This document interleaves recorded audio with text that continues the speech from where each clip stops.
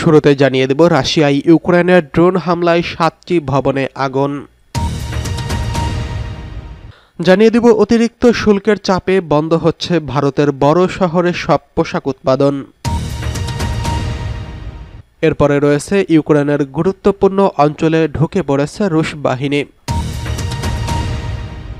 সর্বশেষ জানিয়ে দিব মার্কিন হুমকি, উপকূলে যুদ্ধজাহাজ ড্রোন মোতায়েন করছে ভেনেজুয়েলা। এতক্ষণ শুনছিলেন সংবাদ শিরোনাম, এবারে বিস্তারিত। রাশিয়ায় ইউক্রেনের ড্রোন হামলায় 7টি ভবনে আগুন। রাশিয়ার দক্ষিণাঞ্চলীয় শহর রোভস্ত অন ডনে ড্রোন হামলা চালিয়েছে ইউক্রেন। হামলায় ড্রোনের ধ্বংস অবশেষ থেকে একটি ভবনের ছাদে আগুন লেগে যায়, তবে কেউ হতাহত হয়নি বলে জানিয়েছেন রোভস্তর ভারপ্রাপ্ত আঞ্চলিক গভর্নর ইউরি স্লিউসার। তিনি জানিয়েছেন 15 জন বাসিন্দাকে সরিয়ে নেওয়া হয়েছে, আগুনও দ্রুত নিয়ন্ত্রণে আনা হয়েছে। রাশিয়ার প্রতিরক্ষা মন্ত্রণালয় জানিয়েছেন মঙ্গলবার রাতভর তাদের বিমান প্রতিরক্ষা বাহিনী 26টি ইউক্রেনীয় ড্রোন ভূপাতিত করেছেন। এর মধ্যে 15টি রোভস্ত অঞ্চলে ধ্বংস করা হয়েছে। ড্রোনের ধ্বংসাবশেষ বিভিন্ন এলাকায় ছড়িয়ে পড়ে কয়েকটি বাড়ির ছাদ ও দেওয়াল ক্ষতিগ্রস্ত হয়েছে। রাশিয়ার রাষ্ট্রীয় সংবাদ সংস্থা তাস জানিয়েছেন রোভস্ত অন ডনে কেন্দ্রীয় এলাকায় অন্তত 7টি ভবন ক্ষতিগ্রস্ত হয়েছে। ইউক্রেন এই ঘটনায় এখনও কোনো মন্তব্য করেননি। সাম্প্রতিক মাসগুলোতে ইউক্রেন রাশিয়ার ভেতরে হামলা চালিয়েছে। কিয়েভ বলেছে রাশিয়ার অব্যাহত হামলার জবাব দিতেই তারা এই ধরনের পাল্টা আক্রমণ চালাচ্ছেন। রাশিয়া ও ইউক্রেন উভয় দেশই দাবি করেছে তারা ইচ্ছাকৃতভাবে বেসামরিক জনগণকে টার্গেট করছে না। 2022 সালের ফেব্রুয়ারিতে রাশিয়ার পূর্ণমাত্রার আগ্রাসনের মধ্য দিয়েই এই যুদ্ধ শুরু হয়। এদিকে অতিরিক্ত শুল্কের চাপে বন্ধ হচ্ছে ভারতের বড় শহরের পোশাক উৎপাদন। মার্কিন প্রেসিডেন্ট ডোনাল্ড ট্রাম্প যুক্তরাষ্ট্রে রপ্তানি করা ভারতীয় পণ্য 50% শুল্ক আরোপ করেছেন। ট্রাম্পের ঘোষিত এই শুল্ক কার্যকর হচ্ছে আজ বুধবার 27 আগস্ট থেকে। আর এই শুল্কের জেরে ভারতের 3টি বড় শহরের টেক্সটাইল এবং পোশাক কারখানাগুলো উৎপাদন বন্ধ করে দিয়েছে। প্রাথমিকভাবে ট্রাম্প ভারতের উপর 25% শুল্ক আরোপ করেছিলেন, কিন্তু রাশিয়ার তেল কেনার জন্য জরিমানা হিসেবে 25% অতিরিক্ত শুল্ক আরোপের ঘোষণা করেছিলেন। ফেডারেশন অব ইন্ডিয়া এক্সপার্ট অর্গানাইজেশনের সভাপতি এস.সি. রালহান বলেন, ক্রমবর্ধমান ব্যয় বৃদ্ধি এবং প্রতিযোগিতার কারণে বস্ত্র উৎপাদকরা তিরুপুর, নয়ডা এবং সুরাটে উৎপাদন বন্ধ করে দিয়েছেন। ভিয়েতনাম ও বাংলাদেশে কম খরচে তৈরি হচ্ছে পোশাক। আমরা এসব প্রতিদ্বন্দ্বীদের চেয়ে পিছিয়ে আছি। খরচ বাড়ায় প্রতিযোগিতা ধরে রাখা কঠিন হয়ে পড়েছে। এই পরিস্থিতিতে তারা সরকারের অবিলম্বে সহায়তা চেয়েছেন।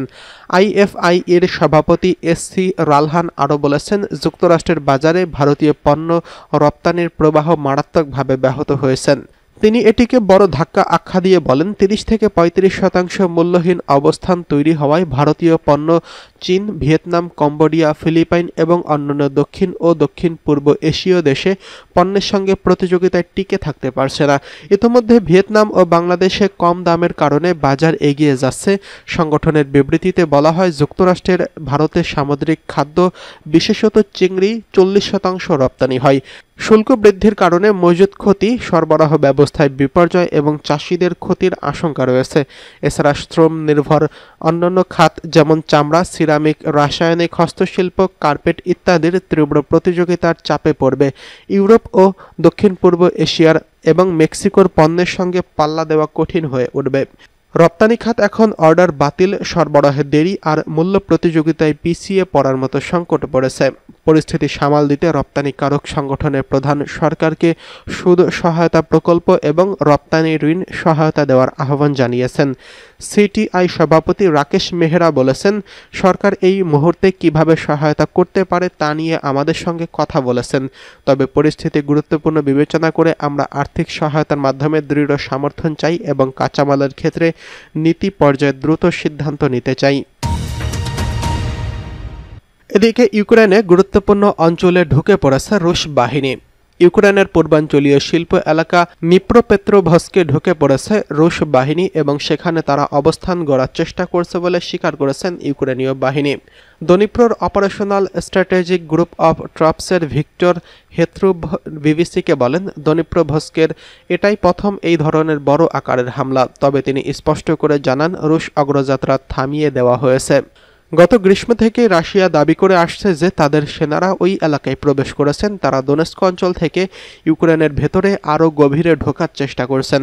গত মাসের শুরুর দিকে রুশ কর্মকর্তারা বলেছিলেন দনিপ্রোভস্কে তাদের অভিযান শুরু হয়েছে, যদিও ইউক্রেনীয় সর্বশেষ প্রতিবেদন বলছে তারা কেবল সীমান্ত অতিক্রম করতে পেরেছে। এখানে রুশ অগ্রযাত্রা হবে ইউক্রেনের মনোবলের জন্য বড় আঘাত। বিশেষ করে যুক্তরাষ্ট্রের নেতৃত্বাধীন কূটনৈতিক প্রচেষ্টার যুদ্ধ থামানোর ক্ষেত্রে ভাটা পড়েছে। যদিও আলাস্কায় যুক্তরাষ্ট্রের প্রেসিডেন্ট ডোনাল্ড ট্রাম্পের সঙ্গে রুশ প্রেসিডেন্ট ভ্লাদিমির পুতিনের বৈঠক হয়েছে, ইউক্রেনীয় ডিপার্টমেন্ট ম্যাপিং প্রজেক্ট মঙ্গলবার জানিয়েছেন রুশ বাহিনী দনিপ্রোভস্ক সীমান্ত ঘেঁষে 2টি গ্রাম দখল করেছে। তবে ইউক্রেনের সশস্ত্র বাহিনীর জেনারেল স্টাফ এই দাবি নাকচ করেছেন। তার ভাষায়, জাপোরিজকে এবং এখনও ইউক্রেনের নিয়ন্ত্রণে আছে এবং এর আশপাশের অঞ্চলে লড়াই চলছে। রাশিয়া দনিপ্রোভস্কর অঞ্চলে দোনেৎস্ক সহ পূর্ব ইউক্রেনের অন্যান্য 4 অঞ্চলের মতো নিজেদের দাবি করেননি, তবে রাজধানী দনিপ্রো সহ এই বড় শহরগুলোতে একাধিকবার আক্রমণ চালিয়েছেন। বিবিসি বলেছে যুদ্ধ শুরুর আগে দনিপ্রোপেট্রোভস্ক 30 লাখেরও বেশি মানুষ বসবাস করত। এটি দনবাসের পর ইউক্রেনের দ্বিতীয় বৃহত্তম ভারী শিল্পাঞ্চল ছিল। যদিও রাশিয়ার সেনাবাহিনী ধীরগতিতে অগ্রসর হচ্ছে এবং প্রচুর হতাহতের মুখে পড়েছে, তারপরও রুশ বাহিনী সম্প্রতি দোনেৎস্কের কিছু অগ্রগতি অর্জন করেছেন। এই মাসের শুরুতে তারা হঠাৎ করেই এই অঞ্চলের কাছে ইউক্রেনীয় প্রতিরক্ষা ভেদ করে 10 কিলোমিটার ভেতরে প্রবেশ করেছিল, তবে সর্বশেষ খবরে জানা গেছে সেই অগ্রযাত্রা থেমে গেছে। অন্যদিকে মার্কিন হুমকি, উপকূলে যুদ্ধজাহাজ ও ড্রোন মোতায়েন করছে ভেনেজুয়েলা। উপকূলে টহল দেওয়ার জন্য যুদ্ধজাহাজ ও ড্রোন পাঠাচ্ছে ভেনেজুয়েলা। ভেনেজুয়েলার উপকূলে মাদক বিরোধী অভিযানের নামে ওয়াশিংটন যুদ্ধজাহাজ পাঠানোর পর এই পদক্ষেপ নিল কারারাস।